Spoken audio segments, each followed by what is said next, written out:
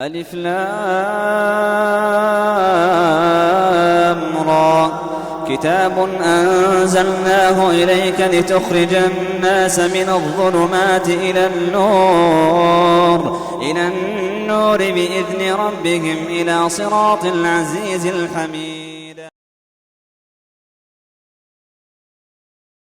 إن الحمد لله نحمده ونستعينه ونستغفره ونعوذ بالله من شرور أنفسنا ومن سيئات أعمالنا من يهده الله فلا مضل له ومن يضلل فلا هادي له وأشهد أن لا إله إلا الله وحده لا شريك له وأشهد أن محمدا عبده ورسوله يا أيها الذين آمنوا اتقوا الله حق تقاته ولا تموتن إلا وأنتم مسلمون يا أيها الناس اتقوا ربكم الذي خلقكم من نفس واحدة وخلق منها زوجها وبث منهما رجالا كثيرا ونساء واتقوا الله الذي تساءلون به والأرحام إن الله كان عليكم رقيبا يا أيها الذين آمنوا اتقوا الله وقولوا قولا سديدا يصلح لكم أعمالكم ويغفر لكم ذنوبكم ومن يطع الله ورسوله فقد فاز فوزا عظيما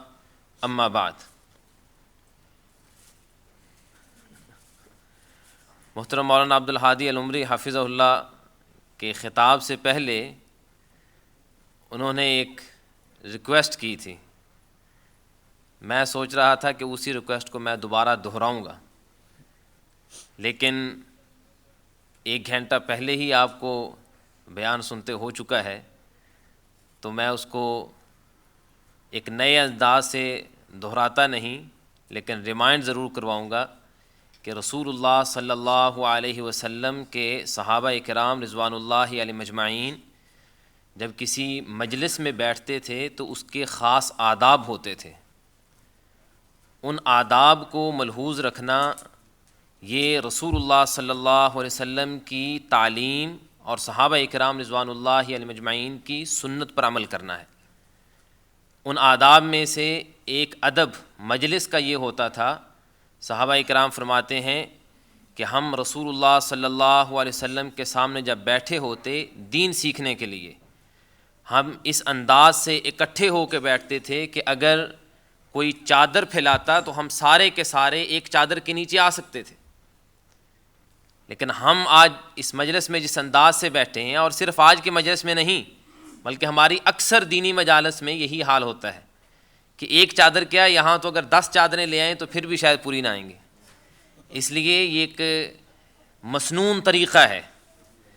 وہ بھائی کہ جن کو کوئی شرعی عذر نہیں ہے، کوئی تکلیف نہیں ہے، کوئی بیماری نہیں ہے، ان سے گزارش ہے کہ وہ اگر اتنی قربانی دے کے گھر سے آئے ہیں تو آپ دین سیکھنے کے لیے آئے ہیں، تو اس دینی مجلس کے آداب کو ملحوظ رکھتے ہوئے آپ ایک جگہ اکٹھے ہو کے بیٹھیں.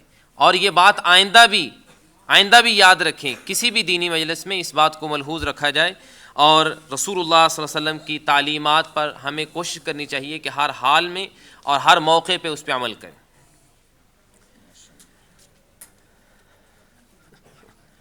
آج کا جو پروگرام ہے، جس کا ٹائٹل یا جس کا مین تھیم ہے the message and the messengers, کہ پیغام اور پیغامبر،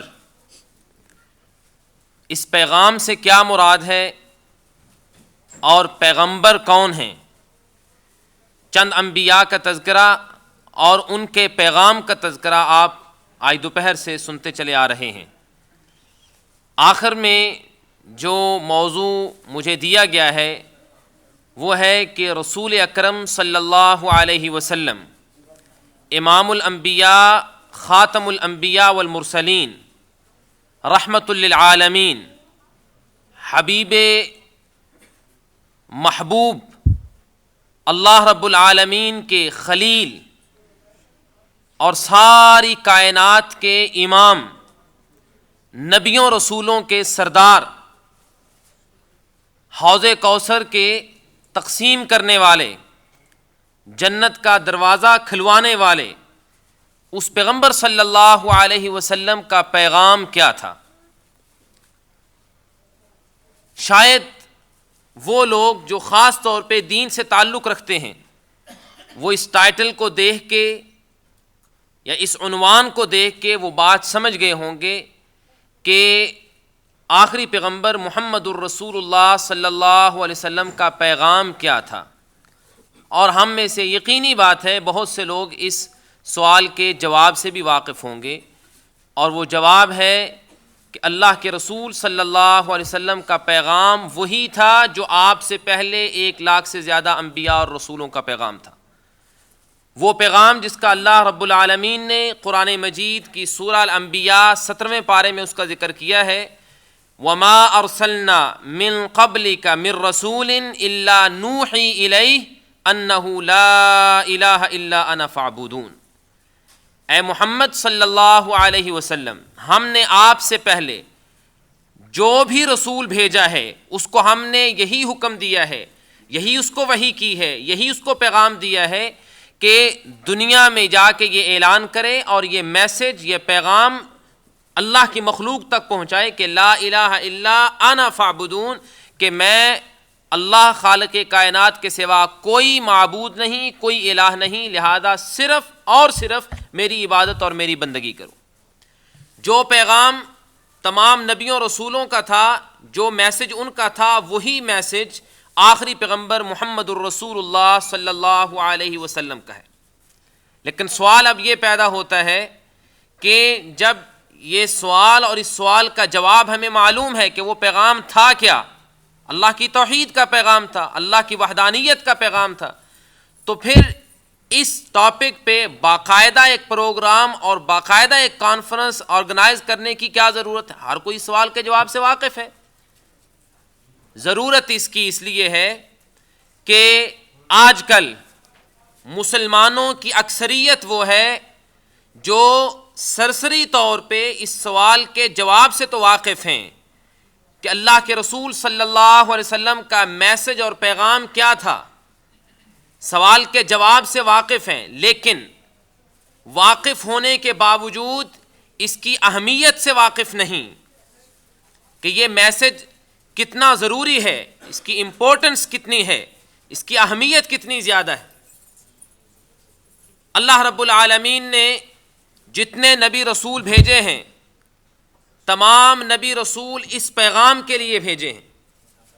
مسئلہ توحید ایسا اہم مسئلہ ہے کہ کائنات بھر کے سارے مسائل ایک طرف رکھ دیے جائیں، دنیا بھر کی ساری نیکیاں ایک طرف رکھ دی جائیں، وہ ساری مل کے اس ایک نیکی کا مقابلہ نہیں کر سکتی.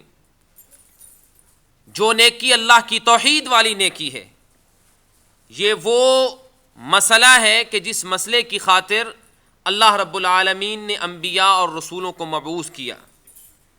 اللہ نے قرآن مجید میں اور رسول اکرم صلی اللہ علیہ وسلم نے اپنی احادیث مبارکہ میں کہیں یہ ذکر نہیں کیا کہ آدم علیہ السلام سے لے کے آخری پیغمبر محمد الرسول اللہ صلی اللہ علیہ وسلم تک آنے والے جتنے نبی رسول میں سے تھے، ان میں سے کوئی ایک نبی، کوئی ایک رسول اللہ نے خاص طور پہ اس لیے بھیجا ہو کہ وہ لوگوں کو آ کے کہے کہ تم نمازی بن جاؤ، لوگوں کو آ کے وہ یہ کہے کہ تم زکاتیں دیا کرو، لوگوں کو آ کے اس نے سب سے پہلا یہ پیغام دیا ہو کہ اللہ کے گھر کا طواف اور حج کیا کرو، اس نے آ کے لوگوں کو یہ پیغام دیا ہو کہ اللہ کو خوش کرنے کے لیے روزے رکھا کرو. کسی ایک نبی رسول کا یہ بنیادی پیغام اللہ نے قرآن مجید میں ذکر نہیں کیا. اب اسی سے اندازہ کر لیجئے کہ 1,00,000 سے زیادہ اللہ نے اپنے محبوب پیغمبر نبی رسول بھیجے ہیں اس ایک پیغام کے لیے، تو یہ کتنا اہم پیغام ہے. ہماری نظر میں یہ پیغام شاید سب سے آخری پیغام ہوتا ہے.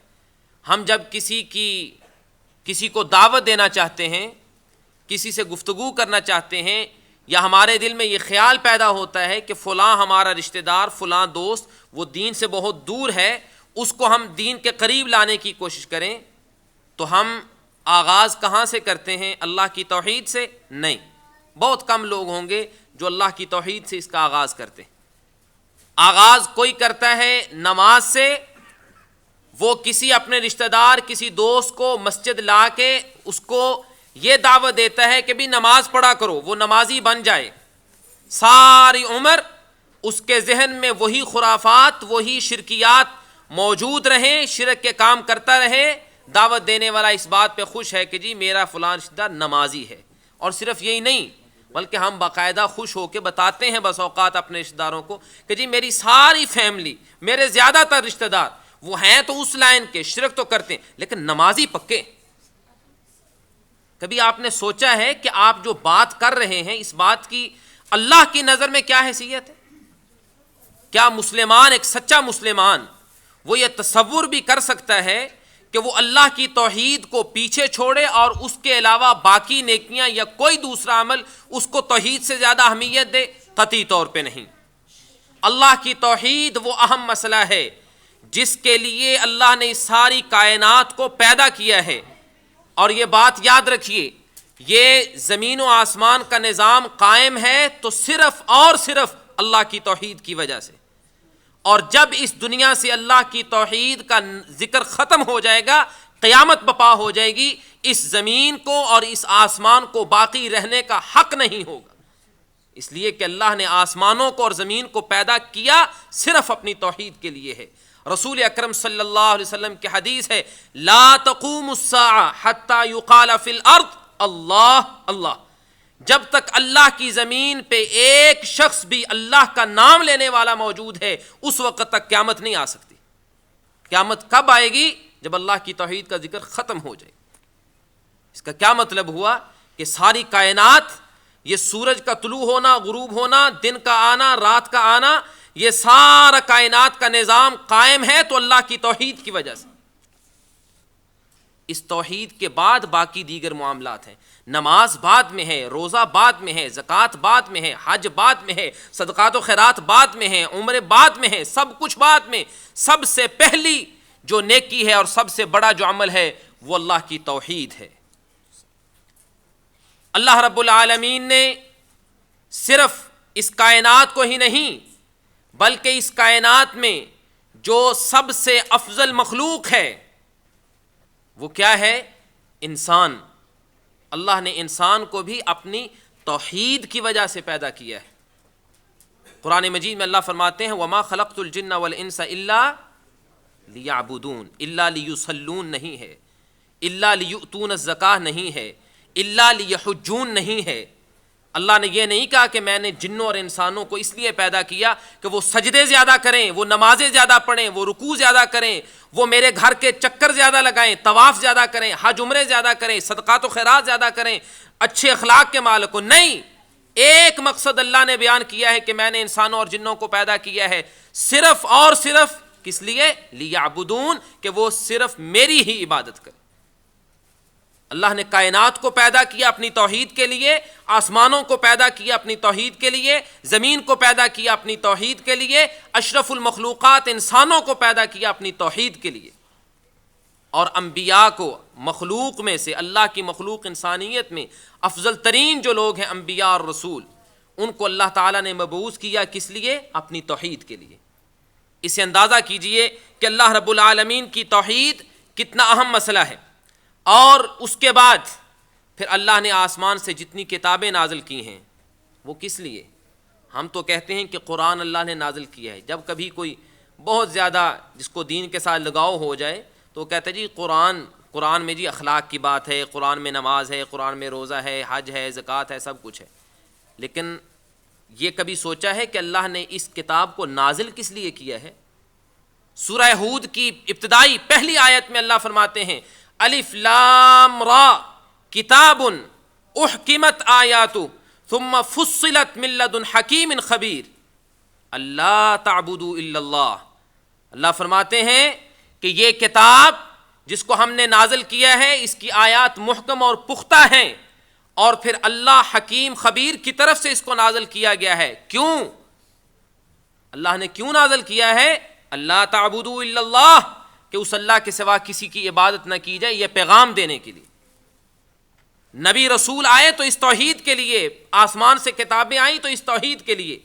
آگے ذرا چلیے، صرف یہی کہ اللہ نے نبی رسول بھیج دیے اپنی توحید کے لیے؟ نہیں میرے بھائی، مسئلے کو ذرا سمجھنے کے لیے اور یہ جاننے کے لیے، یہ سمجھنے کے لیے کہ یہ مسئلہ ضروری اور اہم کتنا ہے، یہ کوئی معمولی بات نہیں ہے جس کو ہم نے سب سے آخر میں رکھا ہوا ہے.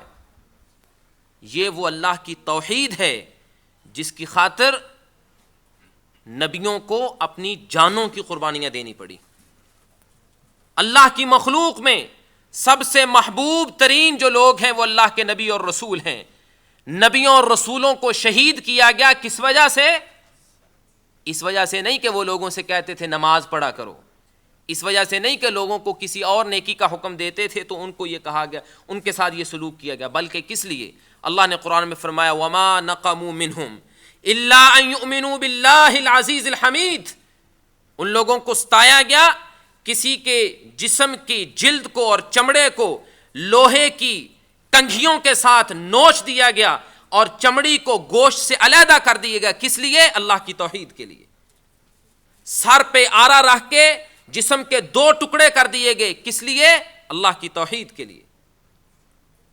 اور اس سے بھی آگے چلیے، اللہ کی پوری مخلوق میں انبیاء رسولوں میں سب سے زیادہ مقام اور سب سے زیادہ مرتبہ رکھنے والے، جن کو آج کے مسلمان یا یوں کہیے کہ اکثر دین سے دور یا جاہل مسلمان، جن کی زبانوں پہ یہ عام کلمہ ہوتا ہے کہ لولاک لما خلقت الافلاک، اللہ نے اپنے پیغمبر کے بارے میں کہا جو ایک موضوع اور من گھڑت حدیث ہے جس کو عام بیان کیا جاتا ہے کہ جی اللہ نے کہا کہ اے پیغمبر میرے محبوب تو نہ ہوتا تو میں کائنات ہی پیدا نہ کرتا.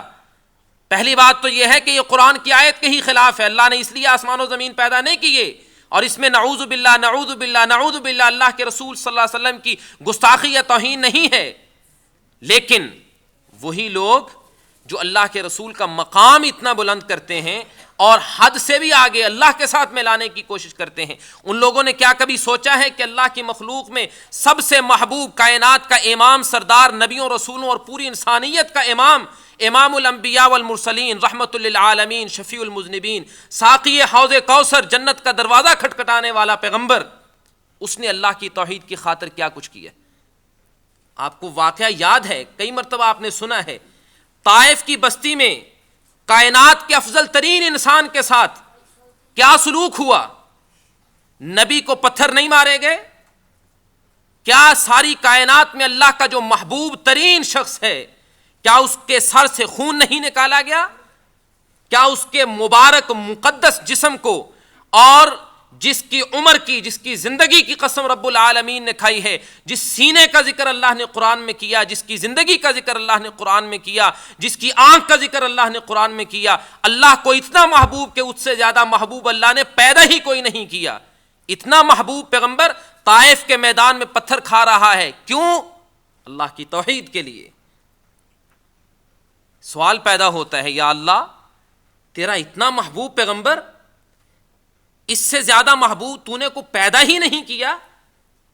آخر طائف کی بستی میں یا اللہ تو اگر چاہتا تو ایک لمحے میں کن کہہ کے ان سب کو قیمہ بنا دیتا اور ان کا ملیا میٹ کر دیا جاتا، پیغمبر کو یہ زخم نہ اٹھانے پڑتے.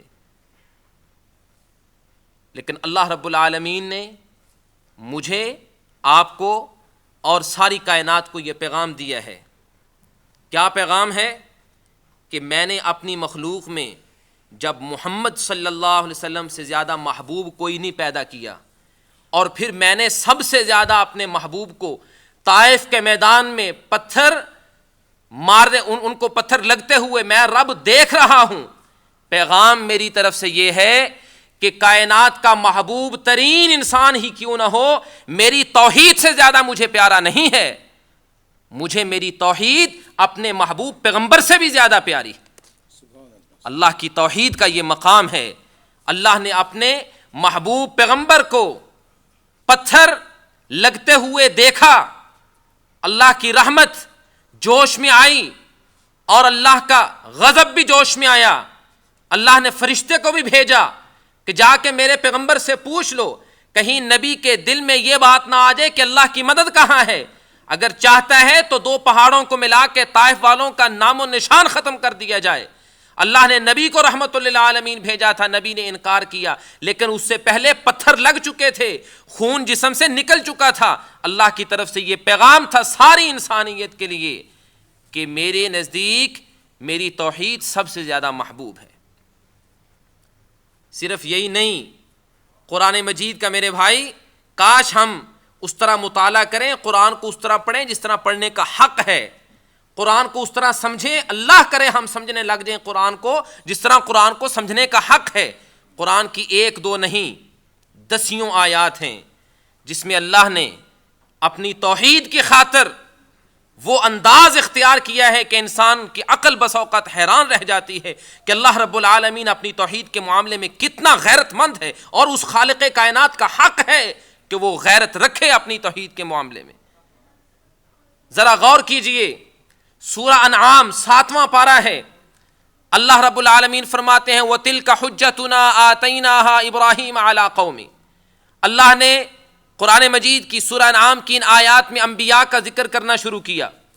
انبیاء وہ انبیاء کہ جن کو اللہ نے اپنی توحید کا پیغام دینے کے لیے بھیجا ہے، جو اللہ کے محبوب ہیں، جن کو اللہ نے پیدا ہی اس لیے کیا ہے کہ وہ میری توحید کا پرچار کریں۔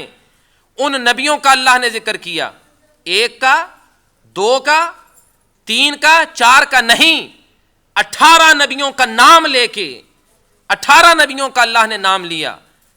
اور ان نبیوں میں یہ بھی یاد رکھیے، ان نبیوں میں وہ 5 پیغمبر شامل ہیں جن کو اولو العزم کہا جاتا ہے، وہ نبی کہ جنہوں نے اللہ کی توحید کی خاطر اپنی ساری زندگی وہ تکلیفوں کے سامنے رکھی، اور ان کو زندگی بھر مشکلات کا سامنا کرنا پڑا۔ کسی کو آگ میں پھینکا گیا، کسی کو شہید کرنے کی کوشش کی گئی، کسی کو کس انداز سے ستایا گیا، کسی کو کس انداز سے تکلیف دی گئی۔ وہ 5 نبی جن میں ابراہیم علیہ السلام، موسیٰ علیہ السلام، ابراہیم علیہ السلام، نوح علیہ السلام شامل ہیں، اور ان تمام میں تمام سے بڑھ کر پھر محمد الرسول اللہ صلی اللہ علیہ وسلم شامل ہیں۔ یہ 5 نبی بھی وہاں ذکر ہیں، اور ان انبیاء میں بالخصوص امام الموحدین، جس گھر کا آج ہم طواف کرتے ہیں بیت اللہ، اس گھر کو اپنے ہاتھوں سے تعمیر کرنے والا نبیوں رسولوں کا دادا پردادا ابراہیم ان میں شامل ہے، موحدوں کا امام شامل ہے، اللہ کی توحید کا جھنڈے گاڑنے والا اس میں شامل ہے۔ صرف وہی نہیں، اس کے دونوں بیٹے بھی شامل ہیں، اسماعیل کا بھی ذکر کیا، اسحاق کا بھی ذکر کیا، یعقوب کا بھی ذکر کیا، یوسف کا بھی ذکر کیا، داود کا بھی ذکر کیا، ایوب کا بھی ذکر کیا، ہارون کا بھی ذکر کیا۔ تمام نبیوں کا 18 نبیوں کا نام لے کے اور اشارتاً اپنے آخری محبوب محمد الرسول اللہ صلی اللہ علیہ وسلم کو مخاطب کر کے کیا فرمایا، ذرا سنیے الفاظ، وَلَوْ أَشْرَكُوا لَحَبِطَ عَنْهُمْ مَا كَانُوا يَعْمَلُونَ۔ ان میں سے کوئی ایک، چاہے وہ موسیٰ ہو، چاہے عیسیٰ ہو، چاہے ابراہیم ہو، چاہے ایوب ہو، چاہے یوسف ہو، چاہے ہارون ہو، اسماعیل ہو، اسحاق ہو، داود ہو، سلیمان ہو، کوئی ہو، ان میں سے کوئی ایک شرک کا ایک کام کر لیتا، میں رب اپنی توحید کی غیرت رکھتے ہوئے ان نبیوں کا نام اپنی توحید اور ان نبیوں کا نام انبیاء کی لسٹ میں سے نکال کے ان کو مجرموں میں شامل کر دیتا، ان کی زندگی کے ساری نیکیاں برباد ہو جاتی۔ اسی طرح کی دوسری آیت اللہ نے سورہ زمر میں بیان کی ہے، اللہ کیا فرماتے ہیں، وَلَقَدْ أُوحِيَ إِلَيْكَ وَإِلَى الَّذِينَ مِن قَبْلِكَ لَئِنْ أَشْرَكْتَ لَيَحْبَطَنَّ عَمَلُكَ وَلَتَكُونَنَّ مِنَ الْخَاسِرِينَ۔ اے میرے محبوب محمد صلی اللہ علیہ وسلم، ہم آپ کی طرف یہ وحی اب نازل کر رہے ہیں، اور آپ سے پہلے جتنے نبی رسول آئے ہیں سب کو ہم نے یہ پیغام کھلم کھلا سنایا ہوا ہے، ان کو ہم نے یہ بتایا ہوا ہے، کیا لَإِنْ أَشْرَكْتَ لَيَحْبَطَنَّ عَمَلُكَ وَلَتَكُونَنَّ مِنَ الْخَاسِرِينَ۔ اے نبی و رسولوں، میں نے تمہیں بھیجا ہے اپنی توحید کا پیغام دینے کے لیے اور اپنی توحید کا میسج آگے پہنچانے کے لیے، جن سے تصور بھی نہیں کیا جا سکتا کہ نبی شرک کا کوئی کام کرے۔ ان نبیوں کو مخاطب کر کے اللہ فرماتے ہیں، اگر تم نے شرک کا کوئی کام کر لیا، تم نے شرک کر لیا۔ شرک کیا ہوتا ہے؟ اللہ کی توحید کے اپوزٹ، اللہ کی توحید کے الٹ۔ اگر تم نے اللہ کی توحید کو پیچھے چھوڑ کے اس کے الٹ شرک کا کوئی کام کیا، لَيَحْبَطَنَّ عَمَلُكَ، تو تمہاری زندگی بھر کی ساری نیکیاں برباد ہو جائیں گی، تمہاری نمازیں ختم، تمہارے روزے ختم، تمہارے حج عمرے ختم، تمہاری زکاتیں ختم، تمہارا سب کچھ ختم، کوئی نیکی میری بارگاہ میں قبول نہیں ہوگی۔ اور یہ اللہ رب العالمین کن سے کہہ رہے ہیں؟ نبیوں سے، رسولوں سے۔ مزید دیکھیے 15واں پارہ ہے سورہ الاسراء، اللہ رب العالمین اپنی توحید کے معاملے میں کتنا غیرت مند ہے. اللہ فرماتے ہیں مخاطب کر کے کس کو؟ اللہ چاہتا تو کسی اور انداز سے بھی قرآن مجید میں آیت نازل کر کے امت مسلمہ کو اور پوری انسانیت کو پیغام دے سکتا تھا، لیکن اللہ نے مخاطب کیا نبیوں رسولوں کے امام سردار کو، امام الانبیاء محمد الرسول اللہ صلی اللہ علیہ وسلم کو. اللہ کیا فرماتے ہیں؟ لا تجعل مع اللہ الہا آخر. اے میرے محبوب ذرا ہوشیار رہنا، کہیں ایسا نہ ہو کہ زندگی کے کسی موڑ پہ آ کے اللہ رب العالمین کے سامنے ہاتھ پھیلانے کی بجائے کسی اور کے سامنے ہاتھ پھیلا بیٹھو. اللہ کے در کی امید رکھنے کی بجائے کسی اور کے دروازے کی امید رکھ بیٹھو. اللہ کے سوا کسی اور کو نفع نقصان کا مالک سمجھ بیٹھو. اگر تم نے ایسا کر لیا تو پھر کیا ہوگا کہ نبیوں رسولوں کا امام اور سردار سمجھ کے کچھ رعایت کر دوں گا؟ نہیں، میری توحید کا معاملہ ہے. اللہ فرماتے ہیں فَتَقْعُدَ مَذْمُومًا مَخْذُولًا. اے محمد بیٹھا رہے گا تو اپنے گھر میں، اور بجائے محمد کے تو مذموم بن جائے گا اور تیرا کوئی مددگار دنیا میں نہیں ہوگا. یہ قرآن کی آیت ہے، یہ الفاظ میرے نہیں ہیں، اللہ کے قرآن کے الفاظ. اور چند آیتوں کے بعد اللہ پھر اس بات کو دہراتے ہیں لا تجعل مع اللہ الہا آخر فتلقى فی جہنم ملوما مدحورا. اے محمد صلی اللہ علیہ وسلم میں رب تجھ سے مخاطب ہوں، اگر تو نے اللہ کے سوا کسی اور کو حاجت روا، مشکل کشا، گنج بخش، داتا، گنج بخش یا گنج شکر کہا، کسی اور کو بگڑی بنانے والا کہا، کسی اور کو نفع نقصان کا مالک کہا، کسی اور کو سمجھا کہ وہ اولاد دیتا ہے یا کچھ نفع نقصان کا مالک ہے، تو پھر یاد رکھ کیا سلوک ہوگا تیرے ساتھ. فتلقى فی جہنم ملوما مدحورا. تجھے ذلیل کر کے جہنم میں پھینک دیا جائے گا. یا اللہ تیری توحید کا معاملہ اتنا اہم اور اتنا حساس ہے، اتنا سینسٹیو ہے. سورہ شعراء 19ویں پارے میں اللہ پھر فرماتے ہیں لا تدعو مع اللہ الہا آخر فلا تدعو مع اللہ الہا آخر فتکون من المعذبین. اے محمد صلی اللہ علیہ وسلم اللہ کے سوا کسی کو معبود نہ بنانا ورنہ تجھے بھی عذاب ہو سکتا ہے. سورہ یونس کے آخر میں اللہ فرماتے ہیں لا تدعو من دون اللہ ما لا ينفعک ولا يضرک. اللہ کے سوا کسی ایسے کو مت پکارنا، کسی ایسے سے مت مانگنا جو نہ تمہیں فائدہ دے سکتا ہے نہ تمہارا کچھ بگاڑ سکتا ہے. لوگوں نے اب حاجت روا، مشکل کشا بنائے ہوئے ہیں. فلاں صاحب جو ہے ان کے نام کا نہ دیا جائے تو وہ دریا میں پانی میں ڈبو دیتے ہیں، وہ گھر کو آگ لگا دیتے ہیں، یہ تمہاری مدد خاک کریں گے، یہ تو دھمکیاں دے کے تمہاری جیبیں خالی کرواتے ہیں. اللہ نے کیا کہا لا تدعو من دون اللہ ما لا ينفعک ولا يضرک. اللہ کے سوا جو تیرے نفع نقصان کا مالک نہیں اس کو مت پکارنا. فإن فعلت فإنک اذا من الظالمین. اے محمد صلی اللہ علیہ وسلم اگر آپ سے ایسا کوئی عمل سرزد ہو گیا تو آپ کا نام نبیوں رسولوں میں نہیں رہے گا، ظالموں میں آ جائے گا. اللہ نے نبی کو ایک دو جگہ پہ نہیں قرآن مجید میں بار بار مخاطب کر کے یہ کیا سبق دیا ہے. کیا کہیں دور تک یہ شائبہ، تصور کرنا تو دور کی بات ہے، شائبہ اندیشہ بھی ہو سکتا ہے کہ کسی نبی رسول سے کوئی شرک کا کوئی عمل سرزد ہو؟ نعوذ باللہ من ذالک، قطعی طور پہ نہیں، اس کا سوچا تصور تک نہیں اس کا کیا جا سکتا. جب یا اللہ نبی رسول کو، ہر نبی رسول کو تو نے بھیجا ہی اپنی توحید کا پیغام دینے کے لیے ہے، تو پھر نبیوں اور رسولوں کے امام اور سردار امام الانبیاء محمد الرسول اللہ صلی اللہ علیہ وسلم کو مخاطب کر کے اتنے سخت الفاظ میں توحید کا پیغام دینے کا کیا مقصد ہے؟ مقصد یہی ہے کہ وہ تو کائنات کا امام ہے، تم تو اس مرتبے اور اس مقام کے نہیں.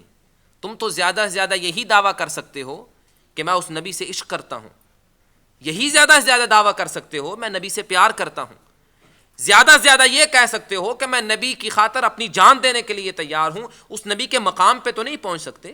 جب اس نبی کو اللہ نے اس انداز سے مخاطب کیا ہے تو پھر کائنات کے لوگوں یاد رکھو تمہارے محبت کے دعوے، عشق کے دعوے، اللہ کے نبی سے پیار کے دعوے، اہل بیت سے محبت کے دعوے کسی کام کے نہیں اگر تمہارے اندر توحید نہیں.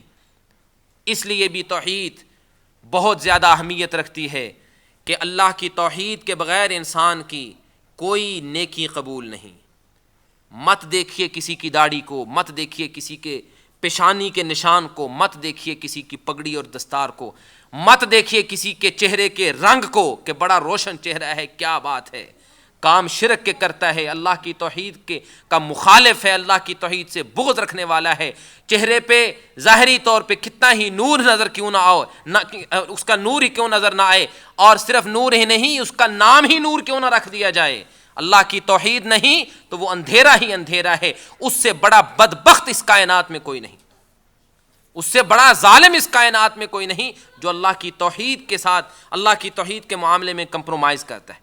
لہذا میرے بھائی، اللہ کی توحید کا معاملہ بڑا حساس معاملہ ہے، رشتہ دار ہوں یا دوست ہوں، قریبی ہوں یا دور کے ہوں، اپنی برادری کے ہوں یا غیر برادری کے ہوں، کسی کے ساتھ کسی طرح کا بھی کوئی تعلق ہے، وہ سارے تعلقات ایک طرف رکھیے، اللہ کی توحید کو مقدم رکھیے۔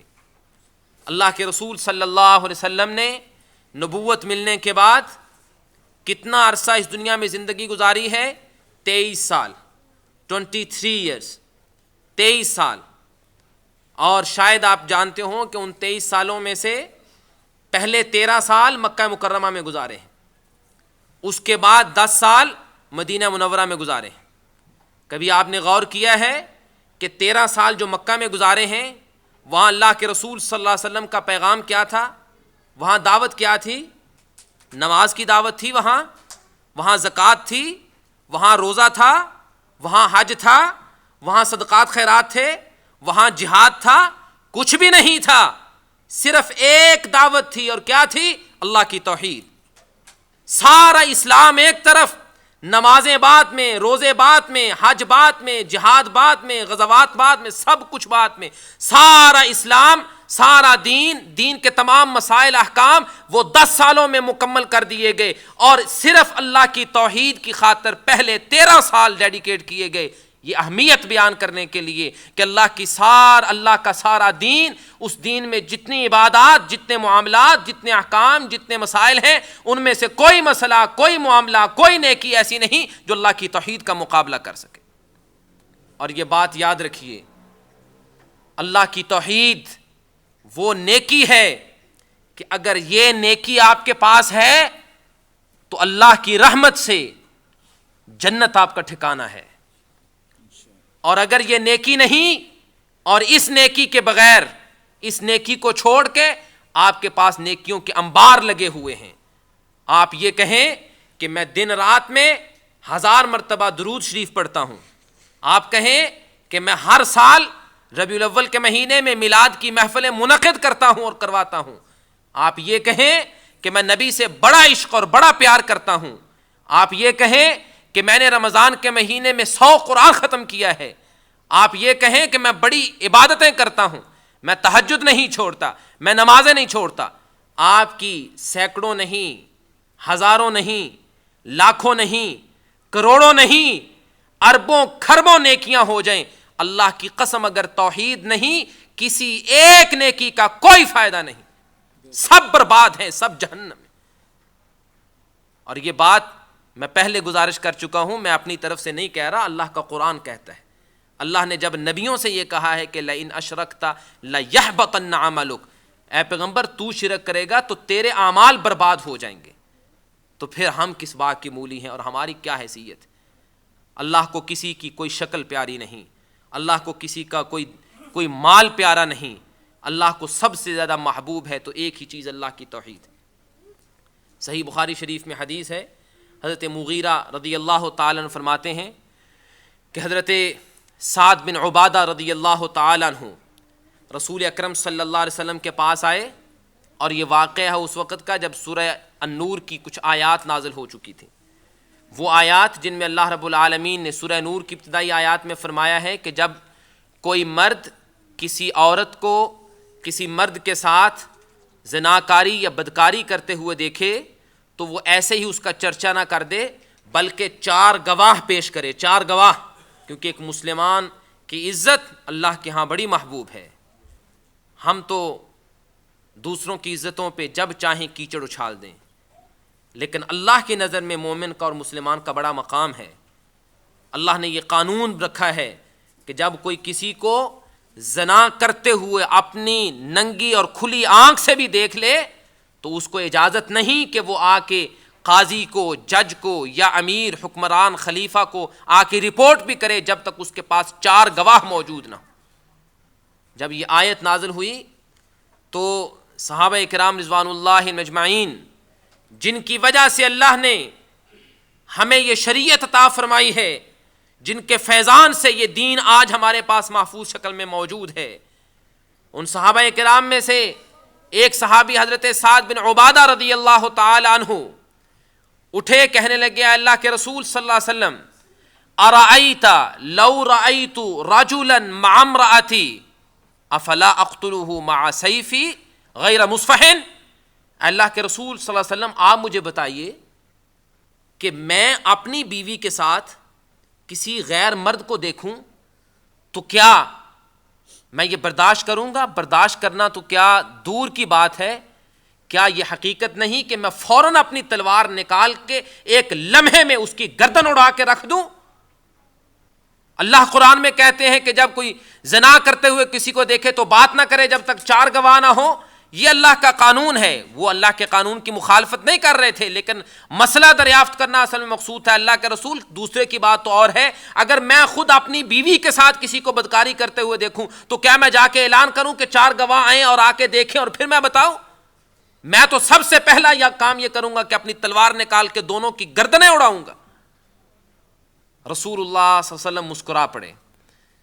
آپ صلی اللہ علیہ وسلم کو اللہ تعالیٰ نے حکمت، دانائی اور وزڈم دے کے بھیجا تھا، اور آپ صلی اللہ علیہ وسلم کسی موقع کو ہاتھ سے نہیں جانے دیتے تھے کہ جس میں صحابہ کرام کی تربیت نہ کی جائے۔ اللہ کے رسول صلی اللہ علیہ وسلم نے حضرت سعد بن عبادہ رضی اللہ تعالیٰ عنہ کی بات سنی۔ ان کے سوال کا جواب دینے سے پہلے آپ نے کہا کہ سعد کا ذرا دیکھو اس کا غصہ کتنا ہے۔ آپ نے کیا فرمایا؟ آپ نے فرمایا واللہ لأنا اغیر منہ۔ آپ نے فرمایا سعد تو جتنے غصے سے بات کر رہا ہے یہ بات واقعتاً غیرت کی بات ہے، یہ غیرت اور حمیت اور شرم کی بات ہے۔ آپ نے فرمایا تجھ سے زیادہ غیرت مند میں ہوں، میں اللہ کا رسول اور اللہ کا نبی ہوں۔ اور پھر آپ نے کیا فرمایا؟ واللہ اغیر منی، اور میرا رب مجھ سے زیادہ غیرت مند ہے۔ بات کو مزید سمجھیے، آپ اپنے گھر میں جائیں، گھر میں داخل ہوں، بیوی کو دیکھیں کہ اس نے کوئی ایسا کام کیا ہے کہ جس کی وجہ سے نقصان ہو گیا ہے۔ ہمارے ہاں تو عام طور پہ بس اوقات اتنی بڑی بات ہوتی بھی نہیں ہے تو بڑی بن جاتی ہے۔ اس نے بیچاری نے اگر ہنڈیا بنائی ہے، نمک مرچ زیادہ ہو گیا تو اسی پہ سیخ پا ہو جائیں گے اور برتن اٹھا کے پھینکیں گے اور یہ کریں گے، یہ کچھ ہوتا ہے۔ لیکن کیا یہ حقیقت نہیں کہ اگر بیوی سے کوئی غلطی ہو جائے اور وہ عاجزی اور انکسار کے ساتھ یہ کہہ دے کہ جی مجھ سے غلطی ہو گئی ہے تو آپ مجھے معاف کر دیجیے، آپ کیا کہیں گے؟ عقل مند انسان، ہم بے وقوفوں کی بات نہیں کرتے، عقل مند وہ کیا کرے گا؟ چلے ٹھیک ہے کوئی بات نہیں، آپ اس کو معاف کر دیں گے۔ اگر سالن میں نمک مرچ زیادہ ہو گیا ہے، وہ کہے جی مجھ سے غلطی ہو گئی ہے، آپ معاف کر دیں گے۔ بچوں کو نہلایا دھلایا نہیں، ان کو کپڑے صاف نہیں پہنائے، آپ کو غصہ آئے گا، وہ کہے اگر مجھے معاف کر دیں تو آپ کیا کریں گے؟ معاف کر دیں گے۔ گھر کی صفائی نہیں ہوئی، وہ کہے جی مجھے معاف کر دیں، آپ معاف کر دیں گے۔ ذرا تصور کیجئے، آپ گھر میں جائیں، آپ کی بیوی کے بستر پہ آپ کے سوا کوئی اور ہو، پھر لاکھ آپ سے معافیاں مانگے مجھے معاف کر دیجئے، معاف کریں گے؟ کون غیرت مند ہے؟ بے غیرت ہی ہے جو اس کو پھر اپنی بیوی بنا کے رکھے۔ وہ اس کو بیوی بنا کے نہیں رکھے گا، وہ پھر اس کو معاف بھی نہیں کرے گا، کہے گا زیادہ سے زیادہ یہ ہے کہ میں تجھے جان سے نہیں مارتا، لیکن یہ کہ تو میری آنکھوں سے دور ہو جا، میں تیری شکل نہیں دیکھنا چاہتا۔ کیوں؟ اس لیے کہ سالن میں نمک مرچ کا زیادہ ہو جانا غلطی ایسی ہے جو قابل معافی ہے، گھر کا کوئی اور نقصان ہو جائے غلطی ایسی ہے قابل معافی ہے، لیکن وہ بستر جس میں میرے سوا کسی اور کو حق حاصل نہیں، اس میں تُس نے کسی اور کو میرے ساتھ شریک کیا ہے، میں کیسے معاف کروں؟ اللہ رب العالمین کی غیرت کا معاملہ ہے، جس خالق کے کائنات نے انسان تجھے پیدا کیا، بغیر کچھ دیے تجھے پیدا کیا، تجھے زندگی کی قیمتی دولت سے نوازا، تجھے زندگی کی سانسیں عطا فرمائیں، تجھے کھانے کو دیا، تجھے پینے کو دیا۔ جب تو ماں کے پیٹ میں تھا تیری اپنی ماں نہیں جانتی تھی کہ تو کس حالت میں ہے، وہ خالق کائنات وہاں تجھے روزی اور رزق دیتا رہا، اس رب نے تیرے لیے اتنا کچھ کیا، آج تو اس اللہ کے حق میں دوسروں کو شریک ٹھہراتا ہے، اللہ کے سوا دوسروں کو کہے کہ وہ بھی نفع نقصان کے مالک ہے، اللہ کے سوا کوئی اور بھی داتا ہے، اللہ کے سوا کوئی اور بھی گنج بخش ہے، اللہ کے سوا کوئی اور بھی بگڑی بنانے والا ہے، اللہ کے سوا کوئی اور بھی اولاد دے سکتا ہے، تجھ سے بڑا ظالم کوئی نہیں۔ اللہ کی غیرت کیوں جوش میں نہ آئے؟ اس لیے اللہ نے فرمایا ان اللہ لا یغفر ان یشرک بہ ویغفر ما دون ذلک، میں مشرک کو کسی صورت میں معاف نہیں کروں گا۔ مشرک کو تو معاف کرنا دور کی بات ہے، اللہ نے منع فرما دیا، اے نبی تیرا سگا چچا ہی کیوں نہ ہو، اے میرے ابراہیم تیرا سگا باپ ہی کیوں نہ ہو، اے نوح تو میرا محبوب پیغمبر ہے تیرا بیٹا ہی کیوں نہ ہو، اگر یہ بھی شرک کریں گے مشرک ہوں گے میں رب ان کو بھی معاف نہیں کروں گا۔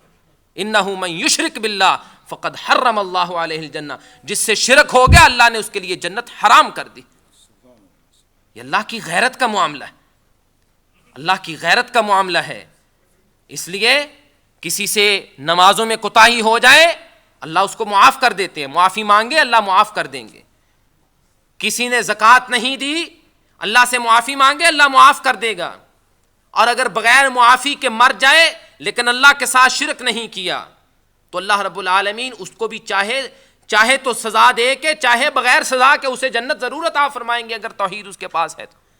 اللہ کے رسول صلی اللہ علیہ وسلم کی حدیث ہے، ترمذی شریف کی حدیث ہے، آپ نے فرمایا، اللہ تعالیٰ فرماتے ہیں یابن آدم، اے آدم کے بیٹے، اے انسان، لو اتیتنی بقراب الارض خطایا ثم لقیتنی لا تشرک بی شیئا لغفرت لک ولا ابالی، اے انسان، اے آدم کے بیٹے، تو ساری زندگی گناہ کرتا رہے، نہ کوئی نماز تیرے پاس، نہ کوئی روزہ تیرے پاس، نہ حج زکوٰۃ تیرے پاس، نہ کوئی صدقات و خیرات تیرے پاس، نہ کوئی اور تیرے پاس کوئی نیکی، لیکن جب تو میرے پاس آئے تو اس حالت میں آئے کہ زندگی بھر تو نے میرے ساتھ کسی کو شریک نہیں ٹھہرایا، کوئی تیری نیکی نہیں، سارے گناہ ہی گناہ لے کے آئے، لیکن ایک توحید کی نیکی اگر تیرے پاس ہے، لغفرت لک ولا ابالی، میں رب تجھے معاف کر دوں گا، مجھے کوئی پرواہ نہیں ہوگی، اس لیے کہ تو نے میری توحید کا خیال رکھا۔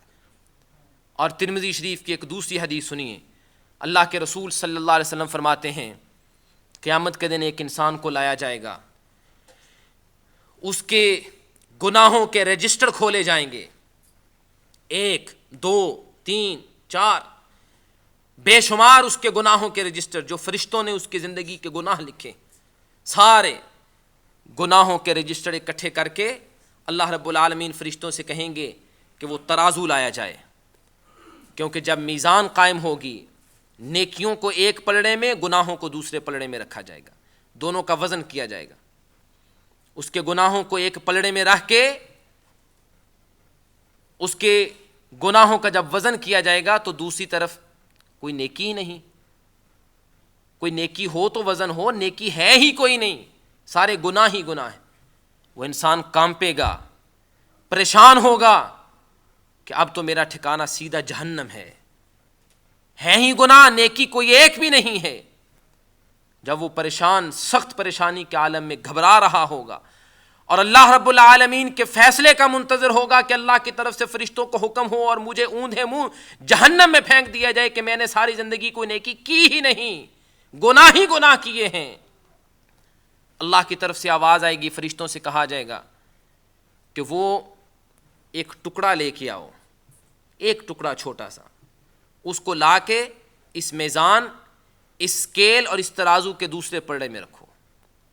وہ چھوٹا سا ایک ٹکڑا وہ لا کے اس دوسرے ترازو میں رکھا جائے گا۔ جب اس ترازو میں رکھا جائے گا، زندگی بھر کے گناہوں والا پلڑا وہ اوپر اٹھ جائے گا، اور صرف ایک ٹکڑا جو نیکی والے پلڑے میں رکھا گیا ہے وہ پلڑا بھاری ہو جائے گا، سب گناہ اڑ جائیں گے اور نیکی والا پلڑا بھاری ہو جائے گا۔ وہ ایک ٹکڑا کون سا ہے؟ وہ ٹکڑا ہے لا الہ الا اللہ، لا الہ الا اللہ، اللہ کی توحید کا کلمہ اس کے پاس ہے، زندگی بھر کوئی نیکی نہیں، گناہ ہی گناہ ہے۔ اللہ فرمائیں گے کہ اے انسان، تیرے گناہوں کے رجسٹر بہت زیادہ، تیرے گناہوں کے انبار بہت زیادہ، ہزاروں لاکھوں میں نہیں کروڑوں کی تعداد میں تیرے گناہ، لیکن دوسری طرف تیرے پاس ایک نیکی لا الہ الا اللہ والی، اللہ کی توحید والی نیکی ہے، جا میں تجھے معاف کرتا ہوں تو میری جنت کا مستحق۔ اللہ کی توحید وہ نیکی ہے کہ اس نیکی کے ہوتے ہوئے اگر انسان سے ہزاروں خطائیں ہو جائیں اللہ رب العالمین معاف کر دیتے۔ لیکن اب بات یہ ہے کہ اس مسئلے کو جب ہم یہ سمجھ چکے ہیں کہ بڑا اہم اور بڑا حساس معاملہ ہے، بڑا سینسٹیو معاملہ ہے، تو پھر آج کی اس مجلس میں موجود ہم میں سے ہر شخص کی ذمہ داری ہے وہ اس بات کو اچھی طرح سمجھ لے اور جان لے کہ اللہ کی توحید کا پیغام ہی وہ پیغام ہے جو سب سے ضروری ہے اور جس کو پہنچانا سب سے زیادہ ضروری۔ اگر آپ نے توحید کا پیغام آگے کسی کو نہیں پہنچایا، آپ نے دعوت کا آغاز اگر توحید سے نہیں کیا، تو میرے بھائی آپ کی دعوت بیکار بے برکت ہے۔ آپ کسی کو پکڑ کے مسجد میں لے آئے، نمازی بنا دیں، اس کو ساتھ حج پہ لے جائیں، حج کروا دیں، اس سے زکوٰۃ لے لیں، زکوٰۃ دلوا دیں، جو چاہیں اسی سے نیکی کروا لیں، لیکن اگر وہ اللہ کے سوا کسی اور کو غیب دان جانتا ہے، اللہ کے سوا کسی اور کو دعائیں قبول کرنے والا سمجھتا ہے، اللہ کے سوا کسی اور کے در کا وہ طواف کرتا ہے، اللہ کے سوا کسی اور کے نام کے وہ پکار لگاتا ہے، تو یاد رکھیے آپ کی یہ ساری دعوت بے سود، بیکار، برباد ہے۔ اللہ کے رسول صلی اللہ علیہ وسلم نے حضرت معاذ بن جبل رضی اللہ تعالی عنہ کو یمن روانہ کرنے کا ارادہ کیا، تو روانہ کرنے سے پہلے آپ نے حضرت معاذ کو نصیحتیں فرمائیں، تو آپ نے سب سے پہلے کیا ہدایت، کیا انسٹرکشن دی، کیا گائیڈ لائن دی؟ آپ نے فرمایا یا معاذ انک تقدم علی قوم من اہل الکتاب فلیکن اول ما تدعوہم الیہ ان یوحدوا اللہ۔ اے معاذ تو ان لوگوں کے پاس جا رہا ہے جو اہل کتاب ہیں، سب سے پہلے تو نے جس بات سے جا کے ابتدا کرنی ہے، اپنی دعوت کا آغاز جس سے کرنا ہے وہ کیا؟ ان یوحدوا اللہ، ان لوگوں کو اللہ کی توحید کے بارے میں بتانا۔ میرے بھائی ہم جس طرح کہتے ہیں کہ جی کمپرومائز کریں، چلیں ٹھیک ہے، پہلے تھوڑی سی میٹھی میٹھی باتیں کریں، لوگوں کو اپنے قریب کریں، پھر یہ کریں، پھر اس کے بعد دیکھی جائے گی۔ یہ کمپرومائز والی باتیں، یہ میٹھی میٹھی باتیں اللہ کے رسول کو بھی آتی تھیں۔ مکے والوں نے کیا کہا تھا؟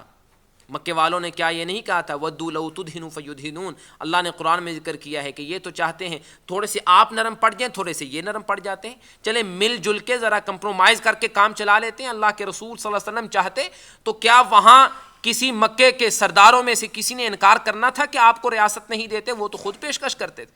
اللہ کے رسول صلی اللہ علیہ وسلم کہتے کہ چلیے پہلے ذرا کرسی اور عہدہ سنبھال لیتے ہیں، اس کے بعد پھر توحید کا پیغام شروع کر دیں گے۔ نہیں، نہ عہدہ لیا، نہ ریاست لی، نہ سرداری دی، نہ چوداہٹ قبول کی، اور یہ سب کچھ ٹھکرا کے آغاز کیا ہے تو اللہ کی توحید سے آغاز کیا ہے۔ یہی آج کے پروگرام کا عنوان ہے اور یہی پیغام ہے، the message and the messengers. اللہ کے سارے نبی، اللہ کے سارے رسول ایک پیغام لے کے آئے ہیں، وہی ایک پیغام ان نبیوں نے پہنچایا ہے۔ جس نے اس پیغام کو قبول کیا ہے تو اس کے لیے پھر باقی پیغام ہے۔ جو اللہ کی توحید کو مان جاتا ہے اس کے لیے حکم ہے کہ وہ نماز پڑھے، اس کے لیے اب حکم ہے کہ وہ روزہ رکھے، اس کے لیے اب حکم ہے کہ وہ زکوٰۃ دے، اس کے لیے حکم ہے کہ وہ حج کرے، اس کے لیے حکم ہے دوسرے کہ قرآن کی تلاوت کرے، دعا کرے اور باقی اعمال کرے۔ لیکن جو اللہ کی توحید سے ناواقف ہے، میرے بھائی انسانیت کے ساتھ خیر خواہی یہ ہے، ہمدردی یہ ہے کہ سب سے پہلے ان کو توحید سکھائی جائے۔ اب چونکہ وقت نہیں کہ اب توحید کے مسئلے کو توحید سے تو اس کو تفصیل سے بیان کیا جائے کہ توحید ہے کیا، اصل توحید ہے کیا، کیونکہ افسوس کی بات ہے کہ ہم جس پرفتن دور سے گزر رہے ہیں، وہ لوگ جو شرک کے علمبردار ہیں، جنہوں نے شرک کو پھیلانے میں کوئی کسر نہیں اٹھا رکھی، اور جگہ جگہ نہیں، ملک دنیا بھر میں اپنے وسائل اور ذرائع استعمال کر کے جنہوں نے اللہ کی مخلوق کو اور جاہل مسلمانوں کو شرک پہ لگا دیا ہوا ہے، وہ لوگ بات کرتے ہیں اللہ کی توحید کی، وہ لوگ نام لیتے ہیں کہ جی کہتے ہیں ہم بھی موحد ہیں۔ اور کیا کتنی شرم کا مقام ہے کہ جو لوگ لوگوں کو یہ دعوت دیں کہ قبروں پہ جا کے سجدے کرو، قبروں سے جا کے مانگو، بزرگ دیتے ہیں، اور اللہ کے قرآن سے نعوذ باللہ من ذالک اپنے بکواسات اور اپنی شرکیات کو اللہ کے قرآن سے ثابت کرنے کی کوشش کرتے ہیں۔ یہ لوگ صحیح بخاری کی کتاب کھول کے تو لوگوں کو درس دینے آتے ہیں، جی کتاب التوحید ہم پڑھاتے ہیں۔ کتنی شرم کی بات ہے، جن کو اللہ نے توحید کا پیغام دیا ہے، جن کو اللہ نے توحید کی سمجھ عطا فرمائی ہے، وہ کہتے ہیں نہیں جی توحید کی بات بعد میں کریں گے، پہلے ذرا دوسرے مسائل ذرا ان کو ڈسکس کر لیں، ذرا ان پہ بات کر لیں، کسی کو چھیڑو نہیں، کیونکہ توحید کا مسئلہ اس کو چھیڑیں گے تو جی تو آپ کی بات نہیں سنیں گے۔ میرے بھائی اگر یہ بات ہوتی تو اللہ کے رسول صلی اللہ علیہ وسلم کو اس پیغام کو چھیڑنے کی ضرورت نہیں تھی، آپ کسی اور انداز سے بھی اپنی دعوت کا آغاز کر سکتے تھے، لیکن اللہ کے رسول صلی اللہ علیہ وسلم نے صرف آپ نے ہی نہیں بلکہ ہر نبی رسول نے اپنی دعوت کا آغاز اللہ کی توحید سے کیا ہے۔ اس مسئلے کی نزاکت کو سمجھیے اور یہ ذہن میں رکھیے کہ کتنا حساس اور کتنا سینسٹیو مسئلہ ہے، اور اللہ کے ہاں اس مسئلے کی کتنی اہمیت ہے۔ اس کو ذہن میں رکھ کے اب ہمارا فرض ہے کہ اللہ کی توحید کا پیغام دوسروں تک پہنچائیں۔ آپ کے اپنے رشتہ دار، آپ کے دوست احباب، آپ کے ورک کلیگز، آپ کے فیلوز، جو کوئی بھی آپ کے جاننے والے ہیں جن تک آپ کی رسائی ہے، حتیٰ کہ آپ کے پڑوسی، آپ کے ہمسائے، نیبرز، ان تک سب سے پہلے اللہ کی توحید کا پیغام پہنچائیں۔ اگر توحید کی بات سمجھ میں آ گئی، پھر اس کے بعد اگر کوئی کمیاں کوتاہیاں رہ بھی گئیں اللہ رب العالمین معاف کر دے گا، لیکن آپ کوشش کرتے رہیں اور ٹکریں مارتے رہیں لوگوں کو دوسری دعوتیں دینے پہ، اور توحید کے پیغام کو اگنور کریں تو نہ آپ کی دعوت میں برکت، نہ ان لوگوں کو کچھ فائدہ۔ اللہ رب العالمین سے دعا ہے کہ اللہ ہمیں اپنی توحید کی صحیح سمجھ عطا فرمائے، اللہ ہمیں موحد زندہ رکھے، اور توحید کی حالت میں اللہ رب العالمین ہمیں موت عطا فرمائے۔ ہم اللہ کے پاس پہنچیں تو ہماری زندگی کی آخری سانس کے ساتھ اللہ کرے ہماری زبان پہ یہ کلمہ آ جائے لا الہ الا اللہ، اور پیارے پیغمبر کی حدیث کے مستحق بن جائیں کہ من کان آخر کلامہ لا الہ الا اللہ دخل الجنہ۔ جس کی زندگی کی آخری سانسوں میں آخری الفاظ جس کی زبان سے لا الہ الا اللہ کے نکل گئے وہ سیدھا جنت میں جائے گا۔ اور یہ یاد رکھیے اس وقت کلمہ زبان پہ جاری صرف اس انسان کے ہو سکتا ہے جس کو اللہ کی توحید سے پیار ہوگا۔ جس نے اللہ کی توحید کے معاملے میں کمپرومائز کیا اس کی زبان پہ لا الہ الا اللہ اس وقت نہیں آ سکتا۔ اللہ کی توحید کے معاملے میں مضبوطی دکھائیے، ثابت قدمی دکھائیے، حوصلہ اور جرأت دکھائیے، اللہ کی توحید کے معاملے میں مضبوطی دکھائیے، تاکہ اللہ رب العالمین کے پاس ہم پہنچیں تو اس حالت میں پہنچیں کہ اللہ رب العالمین کہیں کہ اس انسان سے لاکھوں غلطیاں، لاکھوں گناہ ہوئے، لیکن میری توحید کے معاملے میں یہ پکا اور پختہ تھا، ثابت قدم تھا، میں اپنی توحید کی وساطت سے اور اپنی توحید کی برکت سے اس کو معاف کرتا ہوں، اس کو جنت کا داخلہ عطا کرتا ہوں۔ اللہ ہمیں دین کو سمجھنے اور عمل کرنے کی توفیق عطا فرمائے۔ وما علی البلاغ۔